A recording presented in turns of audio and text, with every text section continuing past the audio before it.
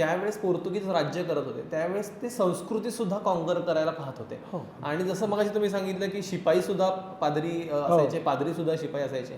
So overall शिपायाचं काम जसं स्वराज्याची सीमा कुरतडणं आहे, तसं धर्माला कुरतडण्याचं काम देखील त्या काळात झालं असं आपण बऱ्याच प्रमाणात ऐकतो. खूप झालेलं आहे असं. म्हणजे तो एक काळाकुट्टा अध्याय आहे गोव्याच्या इतिहासामधला.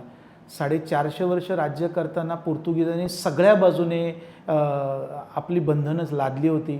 धार्मिक बंधनं तर प्रचंड होती. धर्माचा प्रसार करणं हे त्यांचं मेन प्रायोरिटी होती.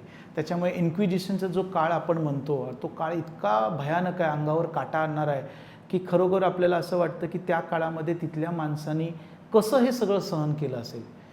आजही तुम्ही जर गोव्यात ओल्ड गोव्याकडे जाताना बघितलं, म्हणजे मला भरून येतं कधी कधी, तिथे हात कातरो खांब आहे. तो हात कातरो खांब ह्या शब्दाचाच तुम्हाला अर्थ कळला असेल की त्या ठिकाणी एक जवळजवळ 80,000पेक्षा जास्त हिंदूंचे हात कापलेले आहेत. आणि इतकं प्रचंड त्यांनी दहशत निर्माण केली होती, धार्मिकतेचा इतका पगडा त्यांनी मांडला होता. म्हणजे खरोखर तो एक भयंकर मोठा काळाकुट्टा अध्याय मी नेहमी